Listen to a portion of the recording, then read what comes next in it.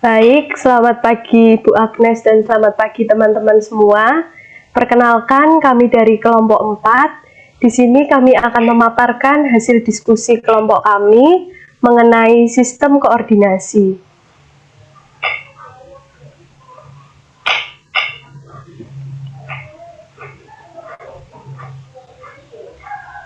Berikut nama anggota kelompok kami. Yang pertama, Aprilia Dwi Permatasari. Yang kedua, Rina. Dan yang ketiga, Beatrice Laura Watu. Materi yang akan kami bahas ada sistem syaraf, sistem hormon, dan zat adiktif dan zat aditif.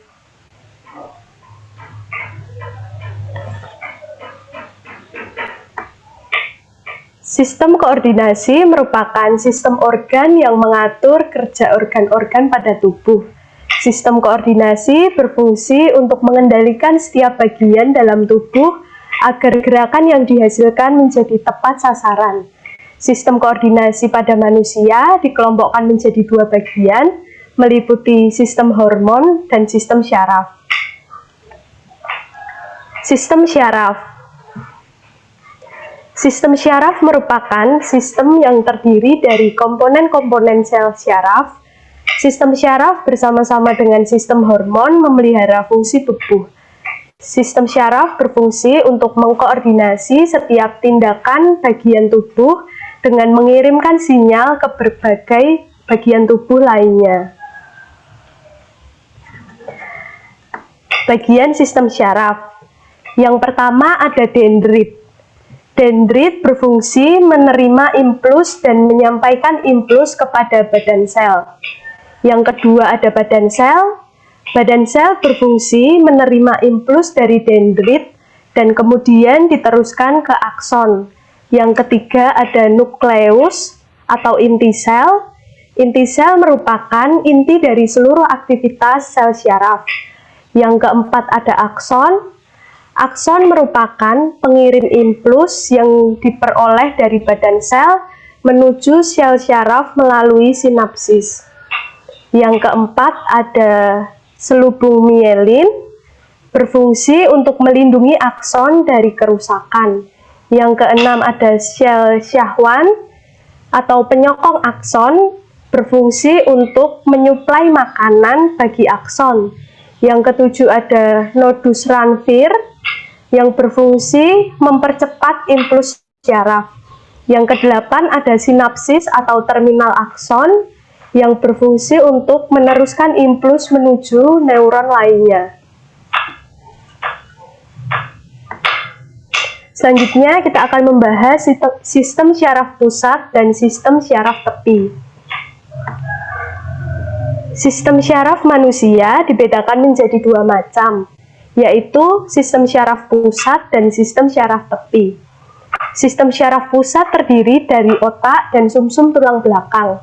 Sistem syaraf pusat berfungsi sebagai pusat pengendali utama pada tubuh.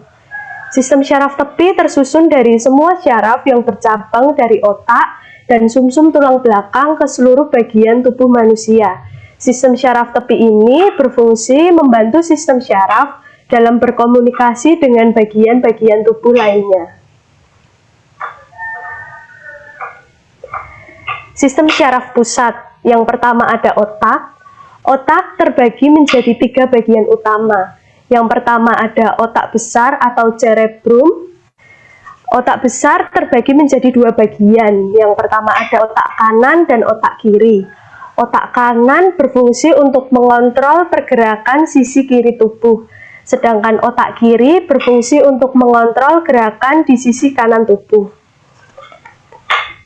Otak besar juga terbagi menjadi 4 lobus.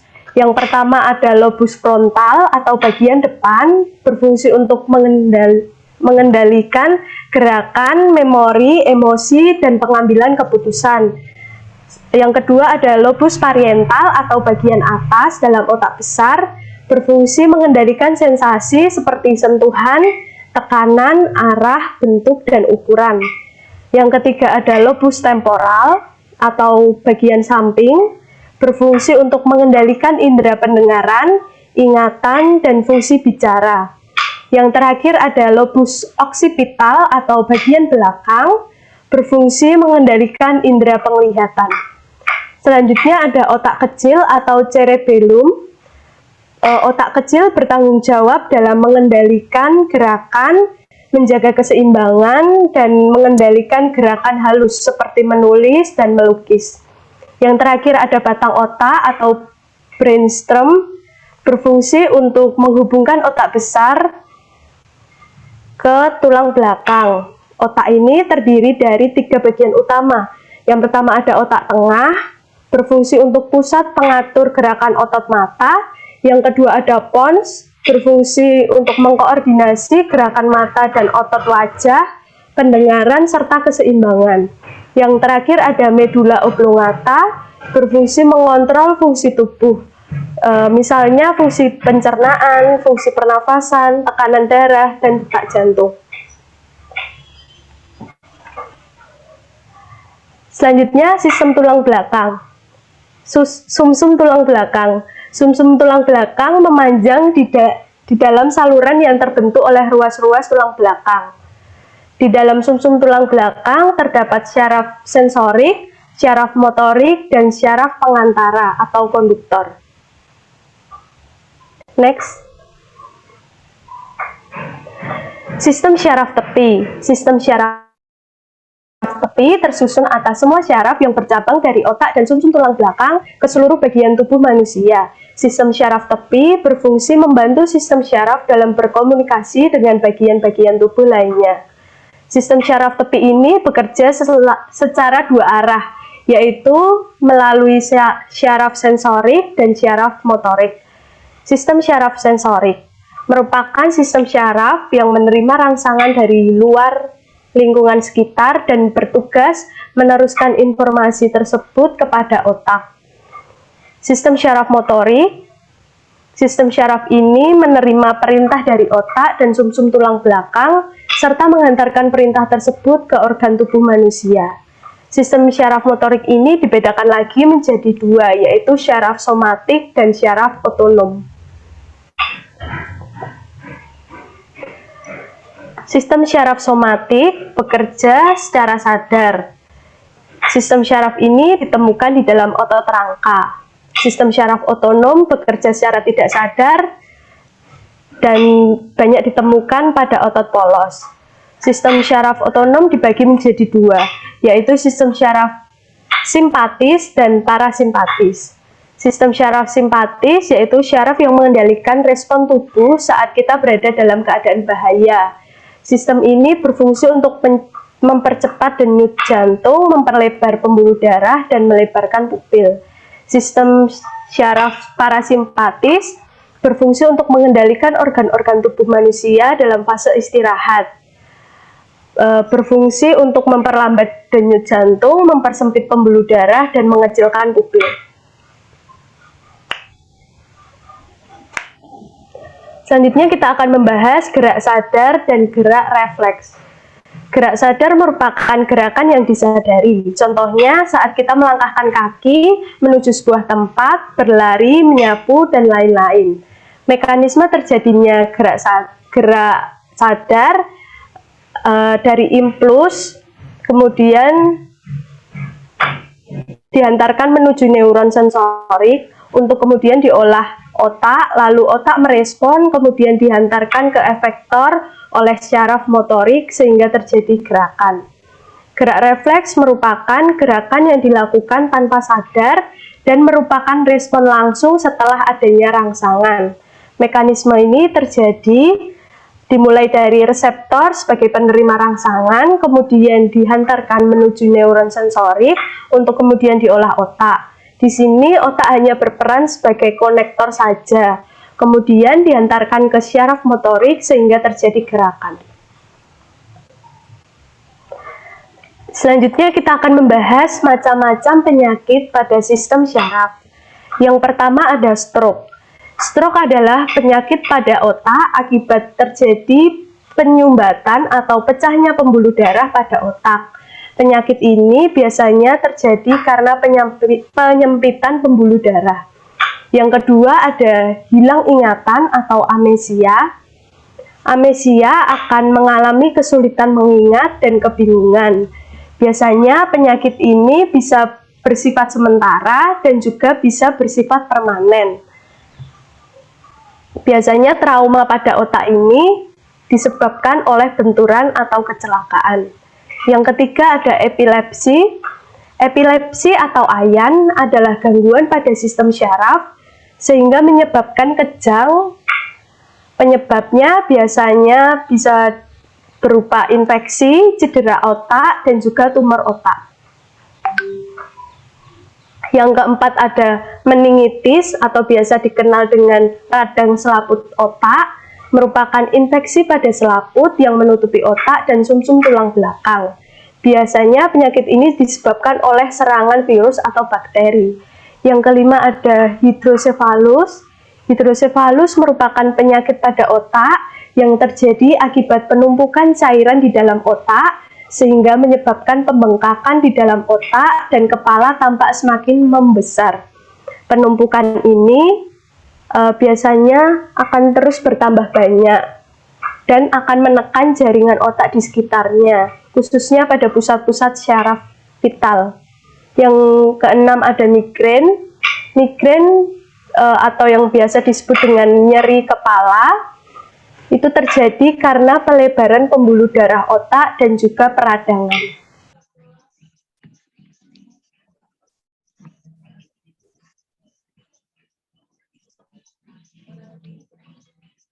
Sistem hormon merupakan zat kimia yang diproduksi oleh kelenjar-kelenjar dalam sistem endokrin. Kelenjar dari sistem endokrin, sistem hormon pada manusia, juga memiliki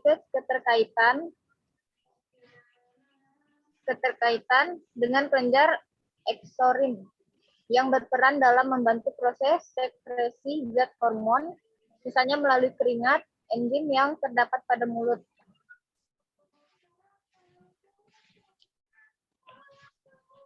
Sistem hormon berfungsi untuk membantu pertumbuhan dan perkembangan tubuh, membantu pencernaan makanan, membantu reproduksi dan fungsi seksual, serta membantu penyerapan gizi kinerja organ jantung. Jenis-jenis hormon. Yang pertama, hormon pituitari merupakan kelenjar utama dari sistem endokrin yang menaungi sistem hormon pada manusia. Yang kedua, hormon tiroid merupakan kelenjar yang terdapat di leher bagian depan di sebelah bawah jekun dan terdiri dari 2 buah lebus. Hormon ini dibuat di folikel jaringan tiroid dari asam amino yang mengandung yodium. Yodium secara aktif diakumulasi oleh kelenjar tiroid dari darah. Yang ketiga, hormon pineal merupakan kelenjar yang terletak di bagian tengah otak yang berfungsi sebagai bagian dari sistem endokrin. Fungsinya memproduksi hormon melatonin.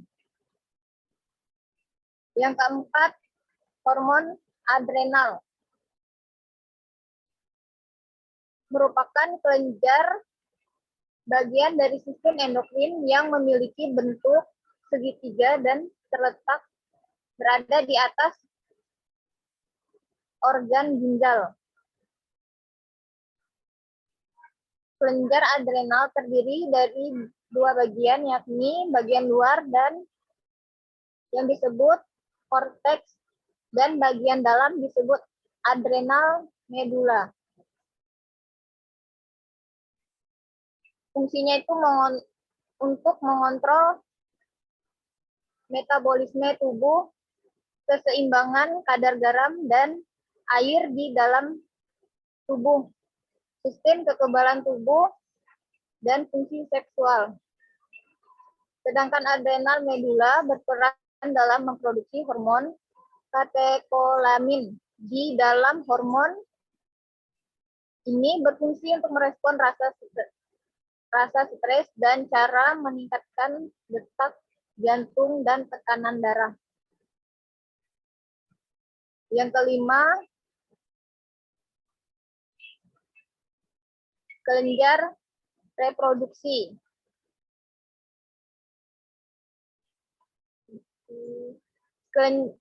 Kelenjar reproduksi ini memproduksi hormon-hormon yang dibentuk dalam menunjang fungsi reproduksi pria dan wanita.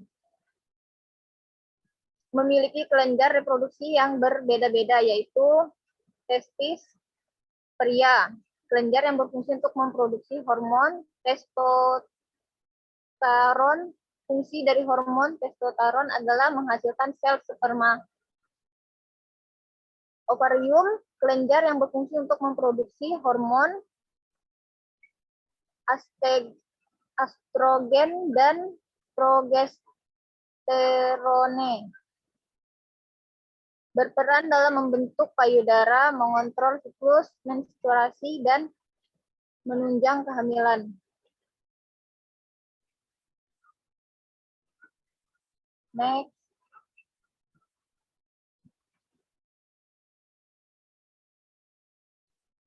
Penyakit pada sistem hormon. Yang pertama ada insufisien adrenal, adalah kondisi di mana kelenjar adrenal tidak mampu memproduksi hormon dalam jumlah yang ideal. Yang kedua, penyakit Cushing merupakan kondisi di mana kelenjar adrenal justru memproduksi hormon kortisol dalam jumlah yang terlalu banyak. Yang ketiga, sindrom adrenogenital kelainan, di mana terjadi kekurangan produksi glukokortikoid yang biasanya akibat kekurangan enzim pembentukan glukokortikoid pada kelenjar adrenal. Yang keempat, akromegali adalah penyakit sistem hormon yang diakibatkan oleh kelenjar pituitari yang memproduksi hormon pertumbuhan berlebihan jumlah seharusnya.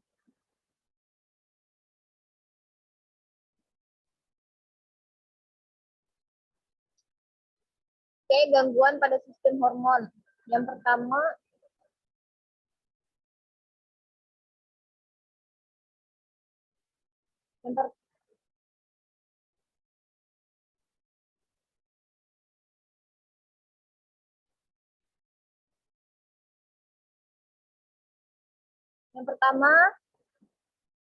hipotiroidisme adalah kondisi di mana kelenjar tiroid memproduksi hormon dalam jumlah yang melebihi seharusnya. Kedua, hipotiroidisme adalah kebalikan dari hipotiroidisme, yakni kelenjar tiroid justru memproduksi hormon dalam jumlah yang kurang dari seharusnya. Yang ketiga, hipopituitarisme adalah gangguan sistem endokrin yang ditandai oleh ketidakmampuan kelenjar pituitari dalam memproduksi hormon-hormon yang seharusnya dihasilkan. Yang keempat, diabetes mellitus adalah penyakit yang disebabkan oleh kelainan hormon yang mengakibatkan sel-sel dalam tubuh tidak dapat menyerap glukosa dari darah. Penyakit ini timbul ketika dalam darah tidak dapat cukup insulin dalam darah. Selanjutnya akan dijelaskan oleh Beatrice. Beatrice.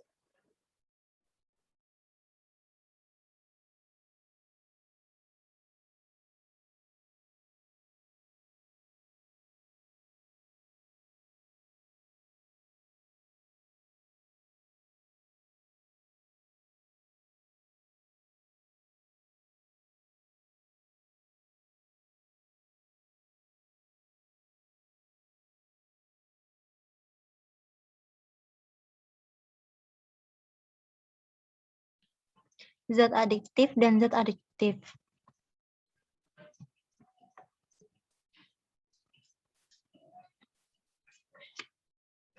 Zat adiktif adalah zat yang ditambahkan pada makanan dan minuman untuk meningkatkan mutu, daya tahan, rasa, dan daya tarik makanan dan minuman.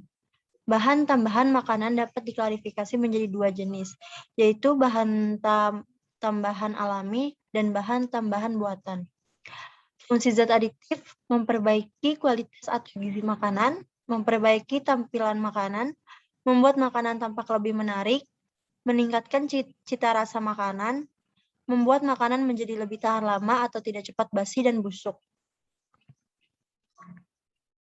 Bahan tambahan makanan di minuman dapat diklasifikasi menjadi beberapa, yaitu pewarna, pemanis, pengawet, pewangian, pemberian aroma, pengentalan, pengemulsi. Zat adiktif adalah zat yang apabila dikonsumsi dapat menimbulkan kecanduan atau ketergantungan, baik ingin terus-menerus mengonsumsinya maupun menjadi kecanduan. Narkoba jenis zat adiktif. Narkoba dapat diklasifikasikan menjadi 3 kategori, yaitu narkotika, obat psikotropika, obat psikotropika lainnya. Narkotika merupakan alat yang berbahaya dan tidak boleh digunakan tanpa pengawasan dokter. Narkotika dibagi menjadi 3, yaitu narkotika golongan pertama, yaitu sangat berbahaya karena sangat mungkin menimbulkan kecanduan. Misalnya heroin atau puto, kokain atau ganja. Narkoba golongan 2 cenderung menyebabkan kecanduan dan dapat digunakan sebagai upaya terakhir. Misalnya itu morfin, petidin, dan metodon. Narkotika golongan 3 dapat menyebabkan kecanduan ringan dan banyak digunakan dalam pengobatan, misalnya kodein. Obat psikotropika dibagi menjadi 4, yaitu obat psikotropika golongan pertama itu lebih cenderung menyebabkan kecanduan dan tidak digunakan sebagai narkoba, misalnya ekstasi atau MDMA. Narkoba psikotropika kelas 2 yaitu cenderung menyebabkan kecanduan dan penggunaan narkoba sangat terbatas. Misalnya amfetamin, methamphetamine, dan Ritalin. Obat psikotropika kelas 3 cenderung menyebabkan kecanduan dan banyak digunakan sebagai narkoba. Contohnya itu pentobarbital. Narkoba psikotropika golongan 4 yang dapat menyebabkan kecanduan dan banyak digunakan sebagai obat. Misalnya diazepam, clobazam, phenobarbital. Obat psikotropi lainnya yaitu alkohol, nikotin, dan kafein. Efek dari penggunaan zat adiktif. Dampak penggunaan narkoba itu penggunaannya heroin, morfin, opium, dan kodein yang jangka pendek dapat menghilangkan rasa sakit, mengurangi stres, merasa nyaman, dan selanjutnya merasa mengantuk. Yang kedua, dampak penggunaan narkoba psikotropika, penggunaan ekstasi dalam jangka pendek dan metamfetamin dapat menyebabkan peningkatan gairah atau tidak tidur, kegembiraan, refleks, kenyamanan, dan keintiman. Yang ketiga, dampak penggunaan obat psikotropika lainnya. Inhalansia bisa mati mendadak karena kekurangan oksigen atau ilusi halusinasi atau persepsi yang salah, misalnya merasa bisa terbang dan menyebabkan orang yang mengonsumsinya melompat dari tempat tinggi. Penggunaan inhaler dalam waktu lama dapat merusak otak, paru-paru, ginjal, dan jantung. Sekian presentasi dari kelompok 4. Jika banyak kekurangan, kami mohon maaf. Terima kasih. Selamat belajar.